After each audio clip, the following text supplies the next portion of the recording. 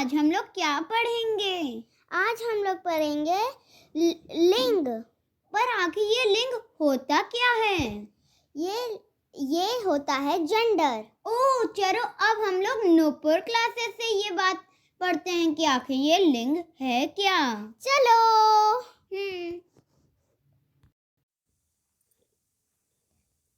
Hello friends, welcome back to my channel Nupur classes.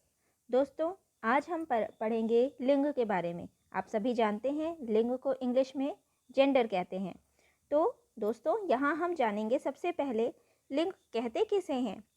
लिंग संस्कृत का शब्द होता है जिसका अर्थ होता है निशान।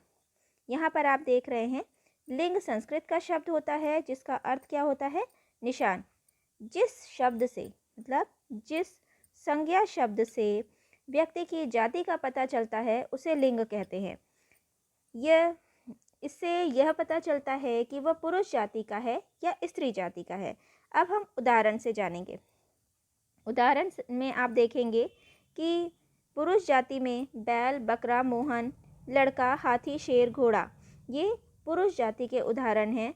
इसी के साथ साथ आप देखेंगे स्त्री जाति में गाय, बकरी, मोरनी, मोहिनी, ये स्त्री जाति के हैं। अब इनके नाम से ही आपको पता चल जा रहा है कि ये पुरुष जाति के हैं या स्त्री जाति के। मतलब यहाँ पर जो बात कही गई थी कि संज्ञा शब्द से, यहाँ कहा गया था ना कि संज्ञा शब्द से व्यक्ति की जाति का पता चलता है कि वो स्त्री जाति का है अथवा पुरुष जाति का। दोस्तों, हिंदी में लिंग का निर्णय करने का आधार संस्कृत के ही नियम से है। मतलब हिंदी में लिंग के निर्णय का आधार संस्कृत के ही नियम से होता है। संस्कृत में हिंदी से अलग एक तीसरा लिंग भी है। यहाँ दोस्तों हम इस बात का ध्यान रखेंगे कि हिंदी में एक तीसरा लिंग भी है जो कि क्या कहलाता है, नपुंसक लिंग कहलाता है। अब नपुंसक लिंग की बात हम करते हैं तो नपुंसक लिंग में क्या है कि ये अप्राणीवाचक संज्ञाओं को इसमें रखा जाता है। हिंदी में अप्राणीवाचक संज्ञाओं के लिंग निर्णय में सबसे अधिक कठिनाई हिंदी ना जानने वालों को होती है। दोस्तों, आप सभी ज़्यादातर हिंदी जानते हैं, इसलिए आप सबको लिंग परिवर्तन में ज़्यादा कठिनाई महसूस नहीं होती होगी। लेकिन फिर भी कुछ शब्द ऐसे होते हैं जिनमें लिंग परिवर्तन करने में आपको परेशानी होती है। जिसकी मातृभाषा हिंदी नहीं है, उन्हें सहज व्यवहार में इस लिंग परिवर्तन में परेशानी होती है। लेकिन जिनकी भाषा सहज है उन्हें लिंग निर्णय करने में परेशानी नहीं होती है। लेकिन समस्या एक ये भी है कि कुछ पुल्लिंग शब्द के पर्यायवाची शब्द स्त्रीलिंग हैं और कुछ के पुल्लिंग। जैसे पुस्तक को हम स्त्रीलिंग कहते हैं जबकि ग्रंथ को हम पुल्लिंग कहते हैं। दोस्तों, अब हम जानेंगे हिंदी में लिंग के बारे में। व्याकरणाचार्य जो हैं उनके निर्णय के कुछ नियम बताते हैं, लेकिन उनमें भी अपवाद हैं। लेकिन फिर भी हम लिंग निर्णय के नियम को इस प्रकार से समझेंगे। जब प्राणीवाचक संज्ञा पुरुष जाति का बोध कराएं तो वो क्या होते हैं, पुल्लिंग होते हैं। और जब स्त्रीलिंग का बोध कराएं तो वो स्त्रीलिंग होते हैं। जैसे कुत्ता, हाथी, शेर पुल्लिंग हैं और कुतिया, हथनी और शेरनी क्या हैं, स्त्रीलिंग हैं। इसी के साथ साथ कुछ प्राणीवाचक संज्ञा जब पुरुष और स्त्री दोनों लिंगों का बोध कराती है तो वे नित्य पुल्लिंग में शामिल हो जाते हैं। जैसे खरगोश, खटमल, गैंडा, भालू, उल्लू। कुछ प्राणीवाचक संज्ञा शब्द जब पुरुष और स्त्री दोनों का बोध कराते हैं तो वो क्या कहलाते हैं, नित्य स्त्रीलिंग में हो जाते हैं। जैसे कि कोमल, चील, तितली, छिपकली। दोस्तों, इन्हीं शब्दों में हमें एक समस्या होती है। मतलब कुछ प्राणीवाचक शब्द, यहाँ आप ध्यान देंगे, कुछ प्राणीवाचक शब्द जब पुरुष और स्त्री दोनों लिंगों का बोध कराते हैं तो वो क्या होते हैं, नित्य पुल्लिंग हो जाते हैं। इसी के साथ साथ कुछ प्राणीवाचक संज्ञा शब्द जब वो पुरुष और स्त्री दोनों का बोध कराते हैं तो वो नित्य स्त्रीलिंग हो जाते हैं। जैसे खरगोश, इसमें नर और मादा दोनों होते हैं। अगर हम तितली की बात करें तो तितली में भी नर और मादा दोनों होते हैं। इसी के साथ साथ लिंग के भेद। संसार में 3 अलग जातियां होती हैं, जिसमें पहली जाति क्या है? पुरुष, फिर स्त्री, फिर जड़। इन्हीं 3 जातियों के आधार पर लिंग के भेद बनाए गए हैं। हिंदी के अनुसार पुल्लिंग और स्त्रीलिंग होता है। पुल्लिंग क्या होता है? जिन सब संज्ञा शब्दों से पुरुष जाति का पता चलता है उसे हम पुल्लिंग कहते हैं। लेकिन पुल्लिंग में भी कुछ अपवाद हैं, जैसे पक्षी। पुल्लिंग के अपवाद क्या हैं? पक्षी, फरवरी, एवरेस्ट, मोतिया और दिल्ली, स्त्रीत्व आदि। अब पुल्लिंग की पहचान। जिन शब्दों के पीछे, दोस्तों ये टॉपिक आप ध्यान से सुनिएगा कि जिन शब्दों के पीछे अ, त्व, आ, आव, पन और न आदि प्रत्यय आए हों वे पुल्लिंग शब्द कहलाते हैं। जैसे मन, तन, वन, शेर, कृष्ण, सतीत्व, देवत्व, मोटापा, चढ़ाव, ये सारे शब्द क्या हैं? ये शब्द जो हैं वे पुल्लिंग हैं। पर्वतों के नाम जो होते हैं वो हमेशा पुल्लिंग में होते हैं।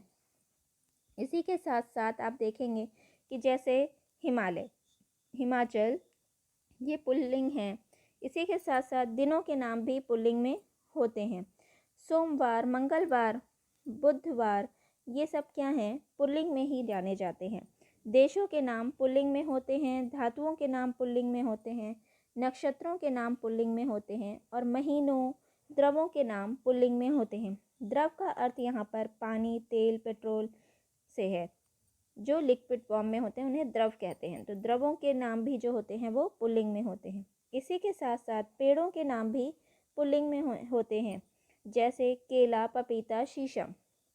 सागर के नाम पुल्लिंग होते हैं, जिसमें हिंद महासागर, प्रशांत महासागर और अरब महासागर है।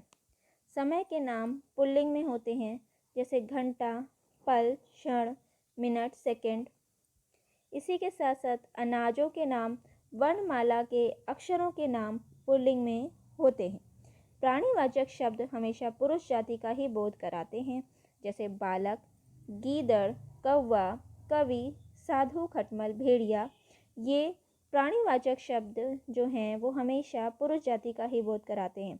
जबकि समूहवाचक शब्द के जो संज्ञा के शब्द होते हैं, समूहवाचक संज्ञा के शब्द, वो भी पुल्लिंग में होते हैं, जैसे मंडल, समाज, दल, समूह। भारी और बेडौल वस्तु भी पुल्लिंग होती है, जैसे कि जूता, रस्सा, पहाड़, लोटा। रत्नों के नाम भी पुल्लिंग में होते हैं, जैसे नीलम, पुखराज, मूंगा। फलों के नाम पुल्लिंग में होते हैं, द्वीपों के नाम भी पुल्लिंग में ही होते हैं। शरीर के अंग भी पुल्लिंग होते हैं। दाना खाना वाला से खत्म होने वाले शब्द भी पुल्लिंग होते हैं, जैसे खानदान, पीकदान, दवा खाना। ये सारे शब्द पुल्लिंग हैं। अकारांत संज्ञा शब्द जो होते हैं वो पुल्लिंग होते हैं, जैसे गुस्सा, चश्मा, पैसा, छाता। अब आपने पुल्लिंग शब्द के उदाहरण देख लिए हैं। अब आपको समझ में आ गया है कि कौन कौन से शब्द पुल्लिंग होते हैं। अब हम जानेंगे कि स्त्रीलिंग क्या होता है। जिन संज्ञा शब्दों से स्त्री जाति का पता चलता है उसे हम स्त्रीलिंग कहते हैं, जैसे हंसिनी, लकड़ी, बकरी, माता, रानी। अब आप देखेंगे कि लिंग के अपवाद क्या हैं, जैसे जनवरी, मई, जुलाई, पृथ्वी, मक्खी, ज्वार, अरहर। स्त्रीलिंग के प्रत्यय। दोस्तों अब हम यहाँ पर जानेंगे स्त्रीलिंग के प्रत्यय। जब पुल्लिंग शब्दों को स्त्रीलिंग बताया जाता है और प्रत्ययों को शब्दों में जोड़ा जाता है तो उनसे क्या बनता है? स्त्रीलिंग प्रत्यय बनता है। स्त्रीलिंग प्रत्यय इनको कहते हैं। जैसे ई, अब हम बड़ा में ई जोड़ते हैं तो क्या बन जाता है? बड़ी। भला में ई जोड़ते हैं तो भली बन जाता है। मतलब यहाँ पर लिंग का परिवर्तन हो रहा है। इसी तरह से हम देखेंगे इन्हीं का, इन्हीं से योगी से योगिनी। इन शब्द से क्या होता है? इन से बनता है। इन प्रत्यय से क्या बनेगा? धोबिन। नि प्रत्यय से क्या बन जाएगा? मोरनी, चोरनी। आनी प्रत्यय से क्या बनेगा? जेठानी, देवरानी। आइन शब्द से क्या बनता है? ठकुराइन, पंडिताइन। और यह शब्द से बनता है बिटिया और लुटिया। दोस्तों, अब हम जानेंगे कि स्त्रीलिंग की पहचान हम करें कैसे। जिन संज्ञा शब्दों के पीछे ख, ट, वट, हट, आनी आदि आए वो स्त्रीलिंग होते हैं, जैसे कड़वाहट, आहट, बनावट और शत्रुता। अनुस्वारांत, इक्रांत, उक्रांत, तक्रांत, सक्रांत आदि संज्ञाएं होती हैं वो स्त्रीलिंग होते हैं, जैसे टोपी, रोटी, नदी, चिट्ठी, उदासी। भाषा और बोलियां तथा लिपियों के नाम भी स्त्रीलिंग होते हैं, जैसे हिंदी, संस्कृत, देवनागरी, पहाड़ी, अंग्रेजी। नदियों के नाम स्त्रीलिंग होते हैं, जैसे गंगा, यमुना, गोदावरी।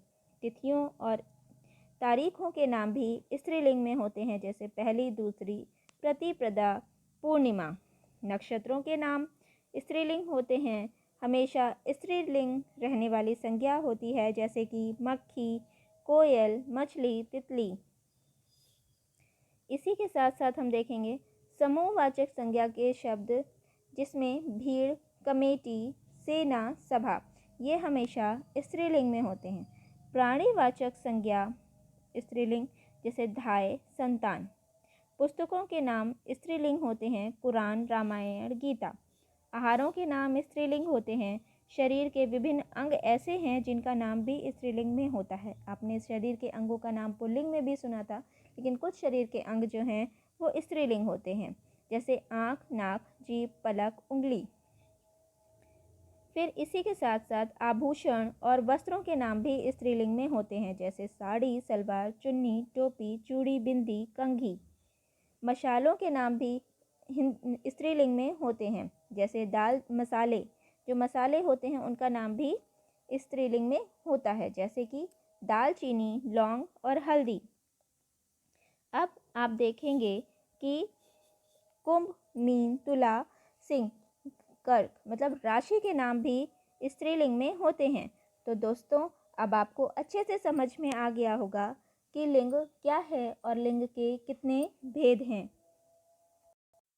हाँ मैम, हमें समझ आ गया कि लिंग क्या होती है। हाँ, so please subscribe Nupur classes और कमेंट करना और लाइक करना ना भूलें। Thank you everyone.